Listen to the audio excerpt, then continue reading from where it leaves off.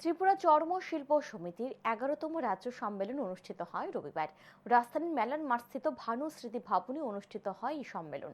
সম্মেলনে প্রধান অতিথি হিসেবে উপস্থিত ছিলেন রাজ্যের প্রাক্তন মুখ্যমন্ত্রী মানিক সরকার।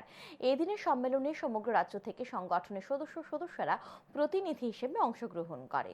সম্মেলনে বক্তব্য রাখতে গিয়ে প্রাক্তন মুখ্যমন্ত্রী মানিক সরকার বলেন, 2023 সালের বিধানসভা নির্বাচনে মানুষ বিজেপিকে পরাস্ত করার জন্য প্রস্তুত হয়ে গিয়েছিল, কিন্তু বিজেপিকে বাঁচিয়ে দিয়েছে তিপ্রামথা।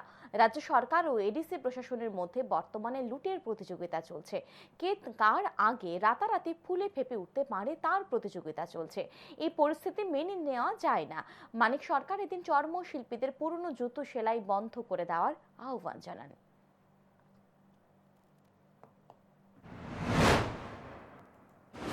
বর্তমান সরকারের সময় এই চর্মশিল্পী অংশের মানুষ তাদের পেশাভিত্তিক যে কাজগুলো, এগুলো মৌলিক পরিবর্তন এখনো করা যাচ্ছে, এটা মনে করার কোনো কারণ নেই।